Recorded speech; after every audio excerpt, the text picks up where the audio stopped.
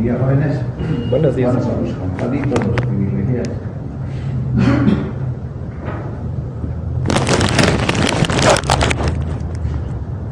Ayer, por madrugada, habíamos llegado a explicar los efectos de los estrógenos sobre los componentes fenotípicos de una mujer en procesos de desarrollo. Esto que les estoy diciendo, en la parte ginecológica se conoce como la escala de Tanner.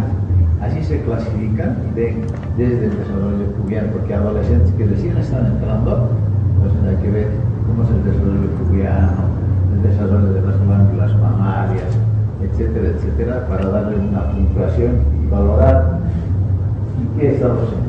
Bueno, ahora vamos a continuar, les decía ayer, hablando de la glándula mamaria. Son responsables de tres hechos, ¿no? Desarrollo del estroma, que es el tejido conjuntivo, que baña todas las profundidades. El desarrollo de los conductos y el depósito de la grasa. Fíjense cómo es que en diferentes periodos evolutivos la glándula va desarrollando. Pero lo que caracteriza, como dice acá, esta es una imagen de un gran dibujante que es Nete. No sé si conocen, creo que es un momento oportuno. En anatomía se menciona bastante bien la habilidad del dibujador. Fíjense, el efecto estrogénico únicamente el desarrollo de los conductos anatómicos. Bajo el efecto de la progesterona, fíjense cómo desarrollan los acinos de las glándulas, ¿verdad? Entonces, esta es la diferencia. Cuando hablamos de estrógenos, solamente hasta aquí, y cuando hablamos del desarrollo de los acinos glandulares, involucramos a la progesterona. Sin embargo, esto no termina aquí. En el proceso de la lactancia, que es un estado fisiológico diferente, hablamos de otras hormonas como el estradiol, la prolactina, que van a determinar que esta glándula se adapte a las necesidades del recién nacido. Con los estrógenos nos quedamos aquí. En relación al tejido óseo, ya saben que el crecimiento óseo va a estar en relación a aquellos que favorecen el crecimiento, la mineralización ósea, el aporte de calcio, fósforo, en forma de sales de hidroxiapatita, y aquellos que van en contra de este proceso, o sea, la actividad osteoclástica. En este caso, las hormonas estrogénicas están en relación con la actividad osteoclástica. La síntesis de osteoprotegerina es la que inhibe la actividad osteoclástica. Si inhibe la actividad osteoclástica, por lo tanto, la opción que queda es que siga la actividad osteoblástica y allá se define este desarrollo óseo. Pero además podemos decir también que en el tejido óseo los cartílagos de crecimiento se van a limitar a temprana edad. Eso decía en la clase de ayer, en los niños que están en kinder, en colegio, en básico, se conocen entre ellos, y generalmente las mujercitas empiezan a crecer más rápidamente en relación a los de sexo masculino que tienen la misma edad.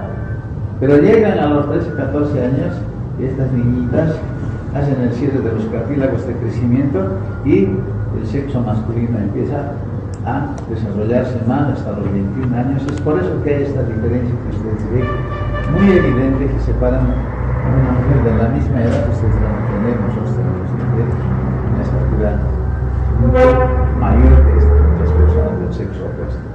Esto es un proceso que también está en relación con los componentes genéticos. Ese no es el tema de hablar de la hormona de crecimiento, donde se habla todas las implicancias que tiene esto, pero que sí estas hormonas contribuyen al desarrollo hondo de estatura. Eso es.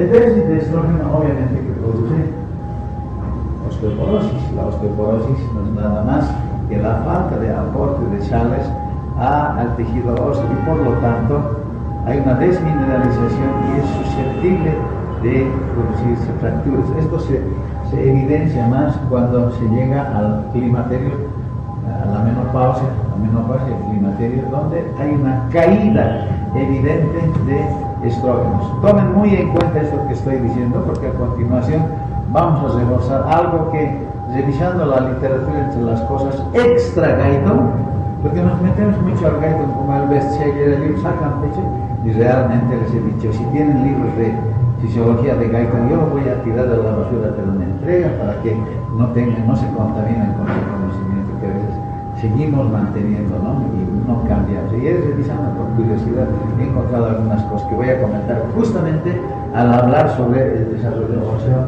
en este sexo, pero aplicado al sexo. Sí, pero también está en relación con el biotipo de las personas del sexo femenino. O sea, en este caso, son responsables de la distribución de la grasa. Aumento en las regiones de las glándulas mamarias, en la región glútea, en los músculos, de tal forma que adoptan una forma definitiva de lo que es una mujer ya en periodo reproductivo.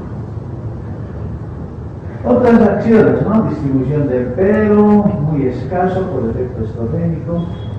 Van a ver cómo en el sexo opuesto, por efecto de la testosterona, esa distribución del vello pubiano, que bueno, es para una población X. Nosotros examinar, vayan al cuartel, no hay encuentros en ese tipo. Pues esto también está en relación con los grupos étnicos. En este caso, al hablar de la mujer, como no tiene testosterona, entonces se limitan a la actividad estrógena, ¿verdad?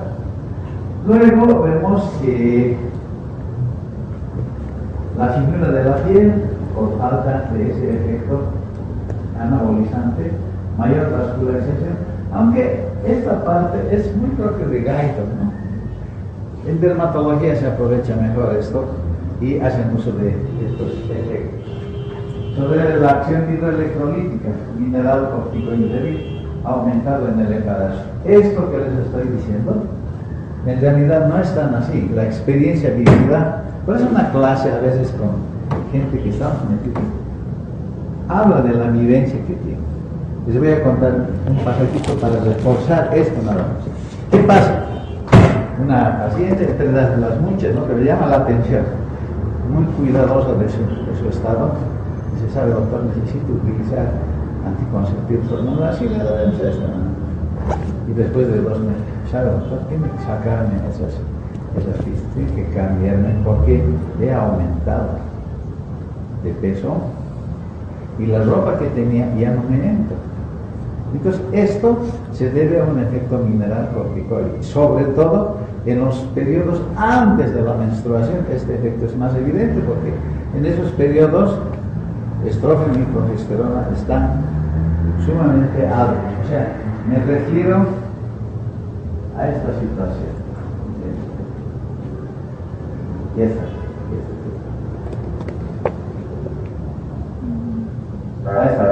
Fíjense, antes de la menstruación, como estrógeno y progesterona están elevados y los estrógenos están altos. Por lo tanto, este concepto que acabo de decir justamente refuerza de que tienen un efecto mineral corticoide, aunque sea débil. El efecto mineral corticoide está limitado a una mayor reabsorción de sodio, retención de líquidos en consecuencia. ¿Dónde estamos? Eso desde el punto de vista del efecto hidroelectrolítico. Síntesis de proteínas. Tiene un efecto anabólico proteico débil en comparación con la testosterona. Sí tiene, pero no tanto como la testosterona. Ya he insistido, ya he mencionado desde hace mucho rato esta actividad. Sobre el útero ya hemos hablado, sobre el endometrio. No, estas son acciones ya de la progesterona. ¿Están viendo? Las acciones de la progesterona. Y nos basamos también en lo que es el perfil hormonal. En el útero, hemos indicado ya que tiene un efecto de incorporar glucógeno, aminoácidos, proteínas, agua, para que el futuro ser que se aloje puede tener las condiciones. O sea, es la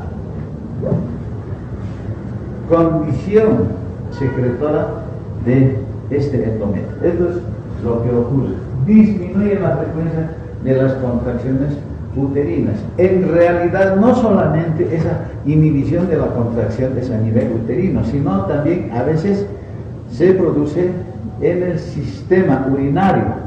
Por eso es que las mujeres embarazadas a veces es un signo de infección urinaria como que están embarazadas. ¿Por qué? Porque hay falta de peristaltismo, la orina se detiene y puede ser causa de infecciones urinarias en este caso. Por eso, en general, disminuye las contracciones uterinas. Es tanto así que nosotros en el manejo médico, cuando hay contracciones uterinas no muy bien definidas, hacemos uso de la progesterona justamente para inhibir estas contracciones. Las consecuencias pueden ser fatales si no se controla esto. Después en la trompa de Falopio igual, ¿no?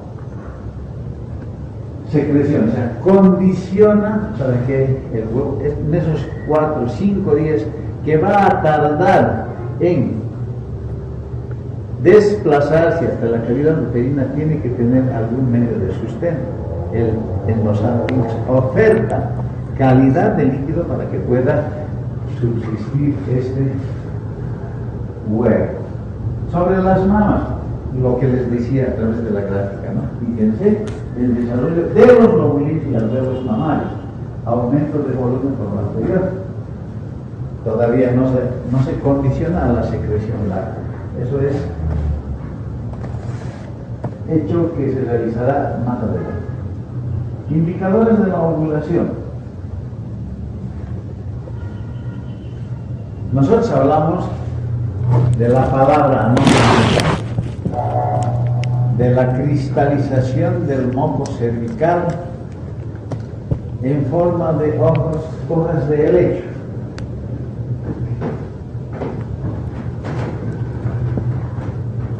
A ver, me explico. Cuando una persona se encuentra en los días próximos a la ovulación, llámese 12, 13, inclusive el mismo día 14, el orificio cervical, el orificio cervical es así, se coloca un espectro, está la vagina ahí, se coloca un espectro, es una valva y se observa el orificio cervical. En esos días aparece un moco. Permítame hacer la comparación. Es un moco parecido al del resfriado. Cuando ya el resfriado está pasando después de unos 3 o 4 días, ¿cómo es el moco? Al principio es un moco líquido, molestoso, pero en esos días que se va resolviendo es un moco filante, ¿no es cierto? Ayudamos al Kleenex y a veces no nos limpiamos bien y entonces empieza a ser una tubita inclusive, ¿no? Entonces, este moco cervical tiene las mismas características y es un signo de que hay una fase estrogénica garantizada. Eso dice. Entonces, este es un signo de probable ovulación. Y cuando se lleva al microscopio, ese moco se extiende, se observa esto que estoy mostrando. Esto. La morfología en hojas de helecho. Fijen bien, jóvenes, esto, porque yo hago con proyección clínica mis clases en función de mi vida profesional. ¿Saben cuándo se produce también esto? Cuando en la gestación se pierde líquido amniótico. Nosotros con los residentes, ¿no? Con los médicos que se están formando, ha venido una paciente con contracciones, le he hecho espectroscopía y ha dado test de cristalización positivo, pero es mujer embarazada. Entonces, se habla de que hay pérdida de líquido amniótico. Anoten bien. La cristalización del líquido que se obtiene a través del cervix en una mujer embarazada tiene morfología de hojas de helecho. Eso con seguridad me dice, sí, está perdiendo líquido. las consecuencias son fatales, ¿no? Se va a infectar, hay que ponerle antibióticos, lo que corresponda. Este es un hecho. Mujer embarazada, eso saben los chicos. Pero cuando se les pregunta cuándo aparece en una mujer no embarazada, ahí se han olvidado.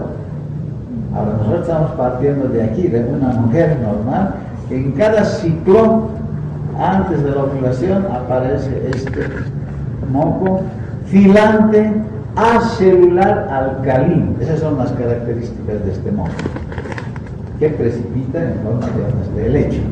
Cuando ya este moco ha pasado de la ovulación al periodo progestacional, fase lútea, que es lo mismo, entonces la morfología del precipitado cambia. Será un moco sañoso. Sañoso quiere decir sucio, quiere decir con cervix. Esto es lo que caracteriza en este periodo.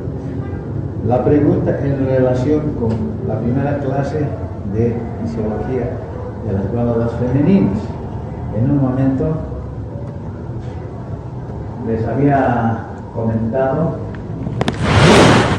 sobre enseguida les voy a comentar. Entonces, esto es lo que pasa con las características del moco cervical. Diferenciación. Les decía, con la primera clase les decía, ¿no? Hemos hablado del ciclo bifásico, estrógeno, progesterona y menstruación. Estrógeno, ovulación, progesterona, menstruación. Así es. Pero el ciclo bifásico es estrógeno, progesterona. Les he hablado más abajo de un ciclo monofásico. De ahí viene la interpretación. Cuando hay un ciclo monofásico, nosotros tomamos una muestra para hacer el precipitado y la observación al microscopio y vamos a todavía observar esta morfología en hojas de leche. Por ejemplo, en el día 21 del ciclo, que ya no tendría que aparecer porque de acuerdo a la gráfica es la fase progestacional. Y la fase progestacional no se identifica de esta forma, sino a través de ese fondo celular, lo que les decía. Entonces ya estamos hablando de un periodo monofásico. No ha habido ovulación, no va a haber fecundación voluntaria. Pregunta de examen en ese contexto. Pónganle asterisco para decir, leer esto. Esto es lo que pasa en el moco cervical, pero también nosotros vemos que puede haber este otro fenómeno que se incrementa la temperatura en medio grado centígrado en ese periodo de la ovulación, fase estrogénica. Se produce la ovulación y luego aumenta la temperatura. Por las curiosidades de la vida en la práctica, chicos, ¿quiénes quieren aprender a tomar temperatura? Yo digo hombres y mujeres indistintamente, pero la intencionalidad de la otra. ¿Qué hemos hecho? A todas las chicas vamos a observar, en qué medida ha subido la temperatura basal y hemos verificado, ¿no? Lo de malo que es de este método es que es posterior a la ovulación, no se puede saber antes, pero haciendo trazos durante meses más o menos puede hacer el cálculo de cuándo más o menos ha producido la ovulación. Es un dato retrospectivo. Hay algo que no les he dicho, y esto es lo siguiente. Cuando hemos hablado de las variaciones del ciclo menstrual, hemos dicho son 28 días, más o menos 7. Y hemos dicho, se habla de un periodo regular cuando esos días de una persona tienen variaciones de 2 días para arriba o para abajo, se habla de un ciclo regular. No es regular aquel que llega a 28, es 21, está mal, no es así, sino tiene que tener diferencias de 2 días. Lo que quiero que quede claro es esto. El periodo de este espacio bifásico, la fase lútea, la fase progestacional. O sea, eso no va a variar de 14 días. Lo que sí puede variar son los días de la fase estrogénica. Pueden ser más cortos, pueden ser más largos. ¿Y esto qué importancia tiene? Justamente para métodos de anticoncepción son importantes conocer este comportamiento. La fase lútea es constante y la fase estrogénica variable. Y en función a eso hacen los periodos fértiles y no fértiles. No se llaman días peligrosos, por si acaso. No hay ningún peligro. Son días fértiles y no fértiles, ¿no? Es la terminología que se debe utilizar. Esto es lo que pasa como indicadores de la ovulación. Responsable, la progesterona. La hormona responsable del incremento de la temperatura corporal es la progesterona.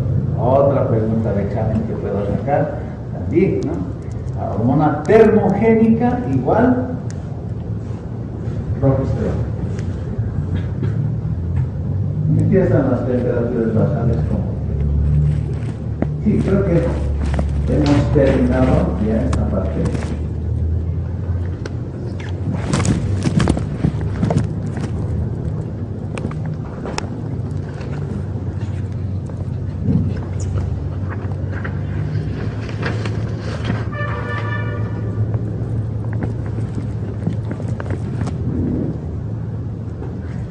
¿Algún comentario que quieran hacer? ¿Alguna pregunta? Siempre es bueno en el auditorio, como decía algún profesor. Las preguntas de los estudiantes son para el trabajo de tesis. Se le ocurre y a veces no hay una respuesta. Hay que investigar, por eso dice tesis. De las más simples que sean las preguntas serían las. Bien, vamos a continuar ahora con las hormonas sexuales masculinas, haciendo un recuerdo anatómico de lo que es esta estructura. Los genitales internos están originados por los conductos de, debería ser unísono, ¿no? Los conductos de Wolff, que originan el conducto a las vesículas seminales, conducto deferente, vesículas seminales y equilibrio, conducto deferente, vesículas seminales, conducto eyaculador, son estructuras que definen el conducto de Wolff. Si están aquí descritos que están desarrolladas, aquí se ve equilibrio, conducto deferente, aquí está el conducto eyaculador, están las vesículas seminales, las estructuras anatómicas que ustedes sí me pueden dar cátedra, porque la anatomía tiene que dominar bien esto para poder entender. La secuencia es como el espermatozoide, desde que se origina hasta la eyaculación, que va a ser en el momento de la excitación y en la culminación de esto. Por el otro lado tenemos a la gónada masculina,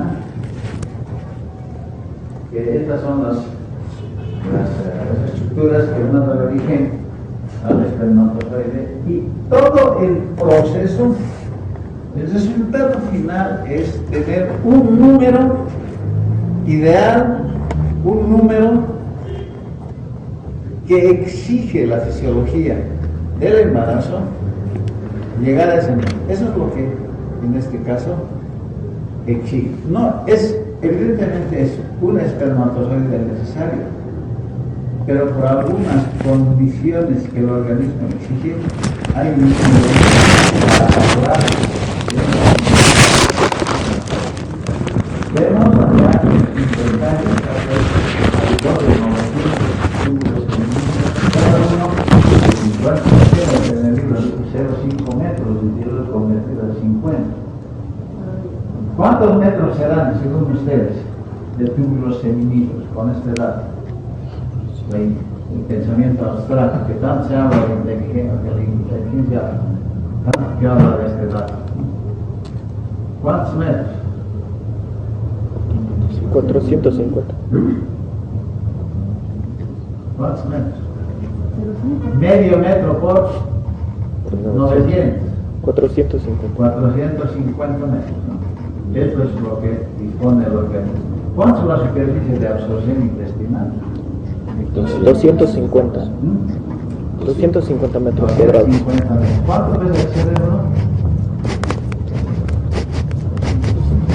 La superficie del nitrato concentrado. 70 metros. Eso de la glándula pubex de esta clase de semana. Fisiología, todo es número. Pues esos datos hay que saber para comparar superficie de filtración, superficie de absorción. Uno se pone a pensar, ¿por qué ocurre esto? ¿Qué pasa? Y ahí vienen, a través de este análisis del número, vienen algunos cuestionamientos y a veces uno tiene razón por el sentido lógico que le da al pensamiento. Bueno, más o menos 450, ahí está el epidídimo, donde se acumulan, tiene una longitud de 6 centímetros. Una vez que se han producido, se han fabricado, voy a decir, los espermatozoides, la espermatogénesis, allá están un poco y van a el epidídimo que está allí, que tiene una longitud de 6 metros, allá llegan y se van a adquirir algunas propiedades como la movilidad, pero que desde luego en ese momento no lo van a ejercitar. Conducto deferente, que se ve perfectamente allá, hay una zona anular donde se deposita el mayor número de espermatozoides en ese sector. Dos vesículas seminales, una glándula prostática, conducto eyaculador y la uretra donde es el destino final. Es un camino que va a recorrer el espermatozoide. Y ahora vamos a hablar de la espermatogénesis. ¿Cómo es la génesis? Esta lámina que estoy haciendo, que tengo esta lámina, es muy sencillita, muy sencilla para fines de poder fijar los datos. Ahí está un tubo seminífero en un corte transversal. Y estas donde se muestra aquí, este sitio donde se van a originar los espermatozoides ya en su etapa final a partir de las espermatogonias.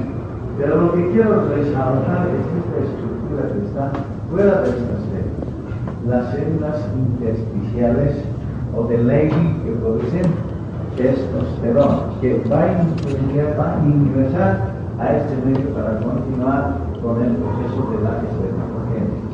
En una amplificación mayor vamos a encontrar las espermatogonias que han migrado a una gónada diferente.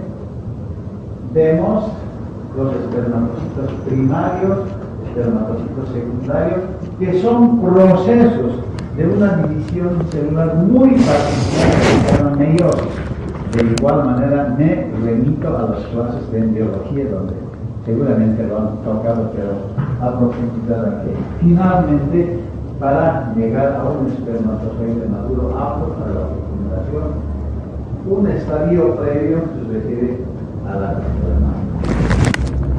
Aquí tiene una célula de cerdo. ¿Qué más? En una lámina hay una flechita que indica, y si no saben lo que es una célula de Sertoli, es bien difícil poder ubicarse en la gráfica. Espermatocito primario, espermatocito secundario, espermátide y espermatozoide. Estos procesos, desde el espermatocito primario hasta el espermátide, se refieren a esto que les decía, la meiosis, cuya función es el intercambio de material genético de ambos progenitores y finalmente obtener un espermatozoide, ya sea con una carga X o Y, en una proporción del 50%, con particularidades totalmente sui generis, diferente de ambos progenitores. Este es el proceso que se realiza en esta parte y que tiene que ser explicado por la genética, obviamente, ¿no? Las enfermedades de transmisión hereditaria, enfermedades metabólicas y todo ese proceso. Y a fin de no perpetuarse la enfermedad, se habla de un apareamiento con genes diferentes. Listo. Se terminó la ciencia. Empieza una espermatozoide. Factores que intervienen, las hormonas que intervienen en la espermatogénesis. Está la testosterona, responsable del crecimiento y la división de las espermatogonias. A eso se refiere. La LH induce a través de las células de Leydig a producir esta hormona para la espermatogénesis. La folícula estimulante, acción de las células de Sertoli. Yo me acuerdo, hago comparaciones para fines académicos para acordar. La LH sobre las células de Leydig para producir testosterona. La LH en el sexo femenino sobre las células de la teca externa para la producción de testosterona. Fíjense las relaciones. La FSH sobre las células T en el sexo femenino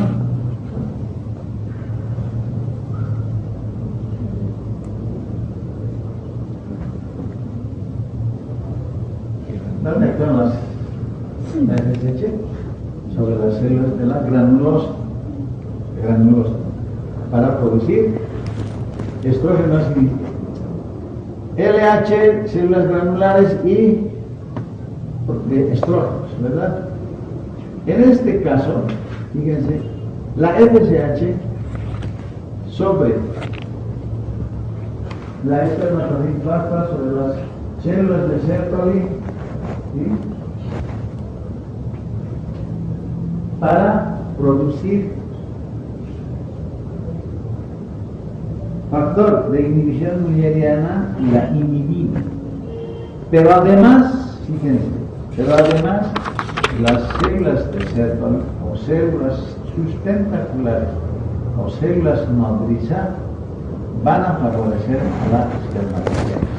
En realidad van a ser de nodrizas. Hay una figurita que se para que ustedes se la hormona de crecimiento en la mitad de espermatozoide. Esto se ha visto que en los enanos que no tienen hormona de crecimiento generalmente son estériles, no tienen la posibilidad de... ¿Por qué? Porque están viendo que la hormona de crecimiento contribuye a la espermatogénesis como un componente de la célula.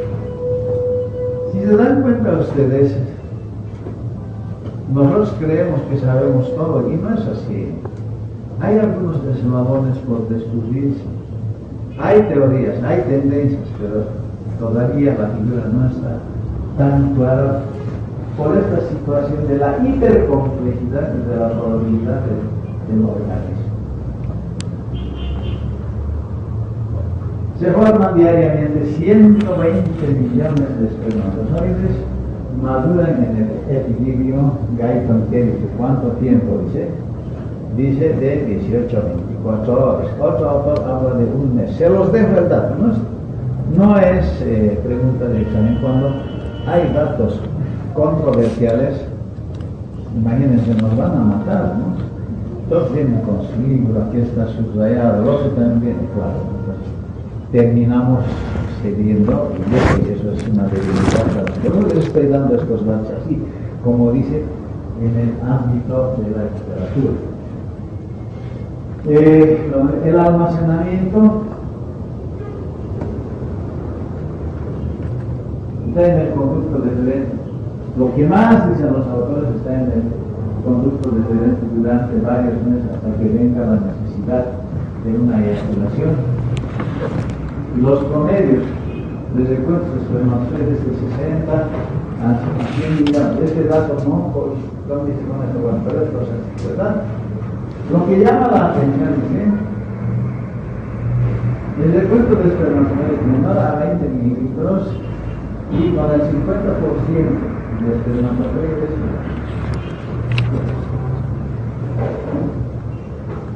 móviles, menos del 50%. y menos del 60% móviles se habla ya de una probable esterilidad. O sea, normalmente en una eyaculación vamos a encontrar los inmóviles, van a haber elementos espermatozoides con dos cabezas, con dos colas, etc., en una pequeña proporción, que no debe pasar de estos datos que estamos indicando. Cuando esto aumenta, entonces ya hablamos de un factor masculino y hay que estudiar, hay que mejorar. Para eso están los que se dedican a la genética de la inseminación, ¿verdad? Pero, ¿qué hacen las vesículas seminales? Sobre todo van a formar el mayor volumen del semen, secretan fructosa, ácido cítrico. Los dos primeros se constituyen en nutrientes para que el espermatozoide pueda mantenerse óptimamente vital. Las prostaglandinas que se secretan allá tienen dos acciones. A nivel del cervix condicionan, si vale el término, como habilitar una autopista para que estos espermatozoides puedan desplazarse y llegar hacia ¿dónde es el destino final? Tienen que viajar hasta el tercio externo de la trompa, fíjense, ¿no? Y para eso tiene que haber condiciones. La velocidad de movilidad del espermatozoide, según Guyton, está de 1 a 4 milímetros, sumado al peristaltismo, que también favorecen las prostaglandinas, un antiperistaltismo, porque lo que normalmente ocurre es que el endometrio, más bien el útero, ¿sí?, tenga contracciones del fondo hacia el cervix, pero las prostaglandinas condicionan a un peristaltismo inverso, que es la necesidad del espermatozoide de desplazarse y poder llegar hacia el tercio externo de la trompa, donde es, no sé si hay una iglesia, no sé si hay una plaza así bien arreglada para que se encuentren el espermatozoide y el óvulo, la fertilización, la concepción. Un fibrinógeno que en un primer momento, cuando el líquido seminal llega hasta las proximidades del fondo de la vagina, se mantiene casi coagulado. Por eso que el fibrinógeno se justifica.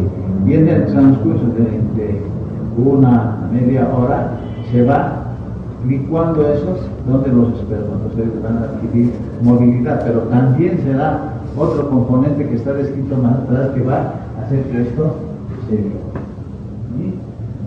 Y la glándula prostática, una secreción alcalina, el 80 al 30% del volumen tiene citrato sin calcio, fosfatasa ácida, del antígeno prostático específico. Esto no está, jóvenes, en el guide, no está, los demás están descritos. A saber, jóvenes, este antígeno prostático desde hoy es un marcador tumoral, es un marcador que el incremento de este puede orientar a un cáncer de próstata. Grábenselo eso. Sigo en la lógica, no se aprende para probar fisiología, se aprende fisiología para aplicarla en nuestra vida. Papi, ¿por qué no te haces un antígeno prostático? ¿No? PSA, hazte, porque es muy frecuente. Y aquí tenemos lamentablemente algunos casos que lamentamos, porque nosotros, los médicos, a veces cometemos ese tipo de errores, nos hacemos mal o nos descuidamos como pacientes y llegamos a eso. ¿Sí? Puede ser pregunta de examen. Porque hoy por hoy, mucha gente se está muriendo con cáncer de próstata. Este es un marcador. No está en el guide, como les digo. Este es de otro lado, pero este marcador está presente en esta estructura. Ahí está la enzima de la coagulación, fibrinolicina, la profibrinolicina y el pH es más o menos 7, 4. Y aquí está hablando, aquí quiere contrastar esta lámina, este pH de la vagina con la secreción alcalina. Si es una secreción alcalina, para la movilidad tiene que tener un pH pasando 6 para menos el 7. Por eso es que, fíjense ustedes, con este concepto aquí, en este pH los espermatozoides no se pueden movilizar. Yo no voy a decir si es práctico o no es práctico. Se decía que la aspirina en cavidad vaginal se podía utilizar como un anticonceptivo, justamente bajando el pH de este espacio y los espermatozoides no adquirirían movilidad. Se los paso como un dato para reforzar en función del pH. No recomiendo, no estoy recomendando, ya me están grabando. Ya ha dicho el doctor, mira lo que dice. No, ahora quiere ser candidato, mira. Bueno, entonces yo les digo esto, que puede utilizarse otra sustancia que tiene un pH que no sea nocivo. Eso ya depende de la lectura que uno pueda encontrar. Este es el espacio que nosotros debemos disfrutar, porque gracias a los estudiantes yo leo, gracias a los estudiantes me preocupo, porque hacen preguntas que hay que responder, a veces no tienen respuesta. Las grandes preguntas no tienen respuestas. Esta es la situación en relación al pH. Vean, pueden revisar la literatura con la inteligencia artificial. Pueden utilizar ácido acetil salicílico como anticonceptivo. Me dices por favor si es que se utiliza, y les va a decir toda la experiencia de la inteligencia artificial. Entonces, la composición de líquido seminal, al final, ¿cuál es el volumen del líquido seminal?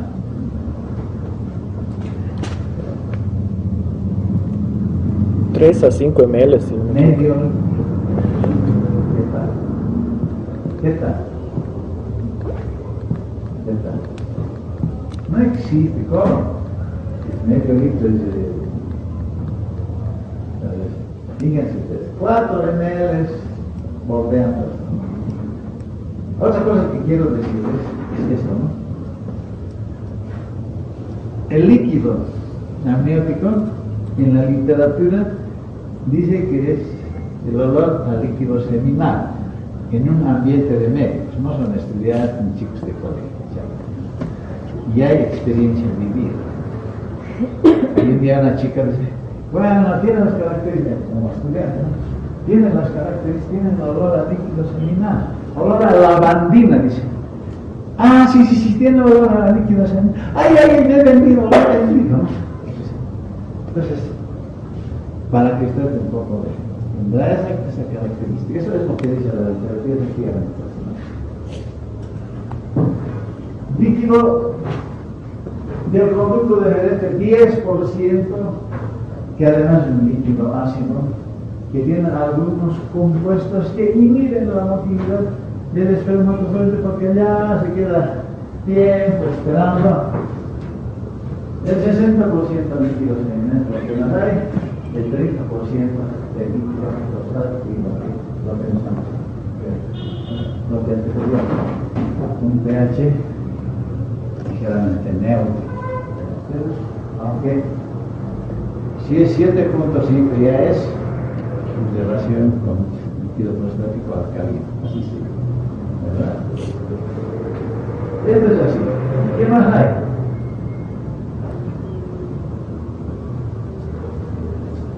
Capacitación.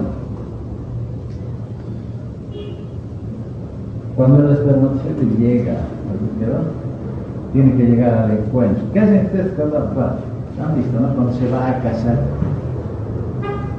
No sale de la facultad de cálculo, hay que arreglar. Tiene que ir a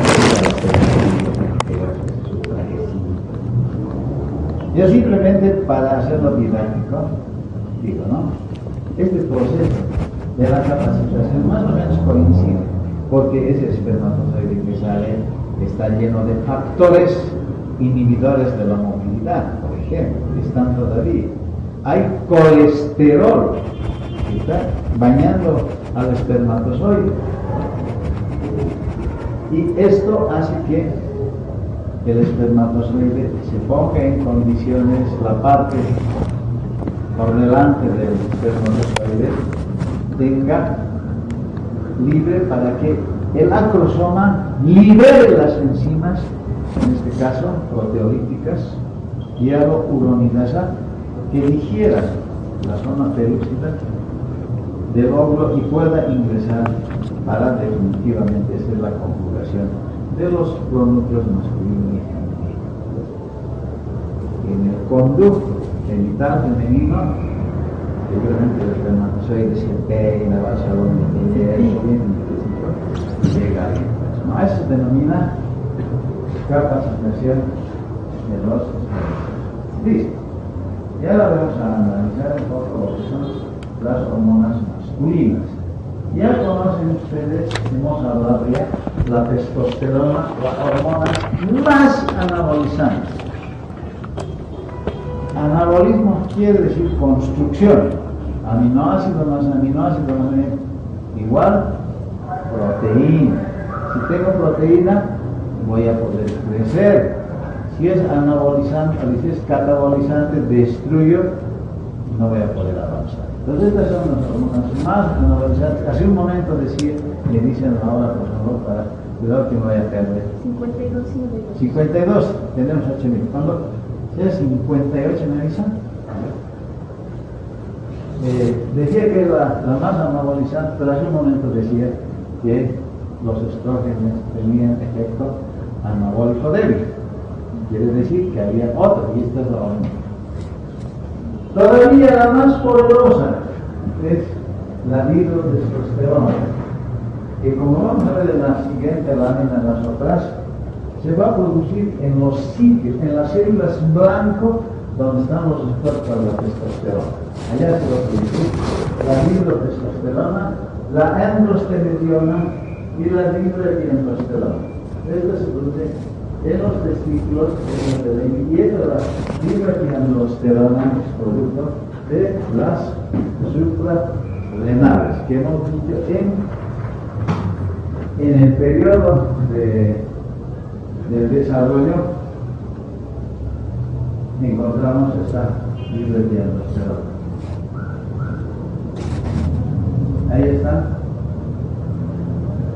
como su nombre, células intersticiales. Están en el intersticio.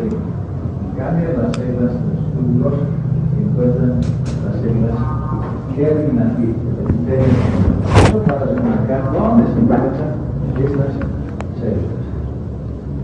Y esto es lo que me ha llamado la atención cuando hace un momento les decía, ¿no? Algunas cosas que he encontrado, eso del antígeno prostático, como dice Gaino, está de moda, ya deberían lanzar una fisiología aplicada a la clínica. No se ve muy bien, pero lo estoy traduciendo. Debería utilizar yo un esquema único para que no se me desoriente. ¿Cómo les puedo premiar? Quisiera premiarles de alguna manera. Si alguien me recitara la biosíntesis de las hormonas esteroideas, yo le voy a dar un premio. Me voy a sacar un tiempo de 20 minutos. Si alguien quiere ganarse un premio, se espera, porque en este mecanismo de la biosíntesis no cambia, con excepciones que ya se ha dicho. La desmolasa por liasa está en el y no sabe qué es liasa, no sabe qué es desmolasa, cuando en realidad se refiere a hechos fisiológicos iguales. Esa puede ser, aquí puede ser liasa, aquí puede ser desmolasa. Aquí no está, por ejemplo, como dice el autor, directamente hecha la pregnenolona. Falta aquí el colesterol. 20-22 desmolasa, pregnenolona. De la pregnenolona, progesterona, 17 hidroxiprogesterona. Y androstenediona para sintetizar a la testosterona. Una vez que se ha fabricado la testosterona, y esto es, bueno, aparte de lo que voy a decir, esto es lo que no está muy claro. Con base en una proteína transportadora de Vale, son células de Leydig, por si acaso, células de Leydig. Estamos hablando de esto, de las células de Leydig que van a ingresar acá. Y justamente aquí están entrando partículas seminíferos para actuar sobre las células de Sertoli que se encuentran acá y que van a entrar en el proceso de la extrema. Pero lo que llama la atención es esto, miren, cómo se libera en el torrente circulatorio y a través de un proceso enzimático van a continuar hasta la producción de dihidrotestosterona en función a la 5-alfa-reductasa.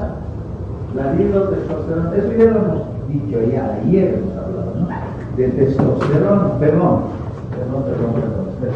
¿Sí?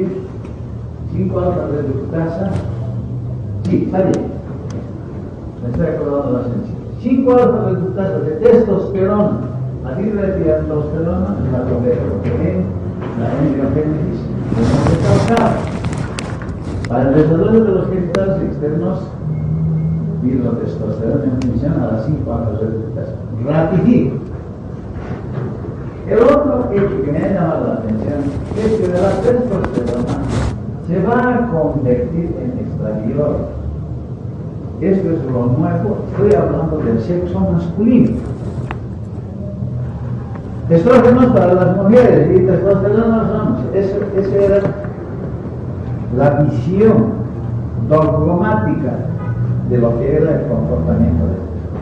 Pero ahora se ha visto que hay estrógenos, 17 estrógenos en el hombre. Y cuando nosotros analizamos, hace un momento, que bien que me haya pasado aquello, les decía, los estrógenos tienen una acción osteogénica, favorecen el desarrollo óseo.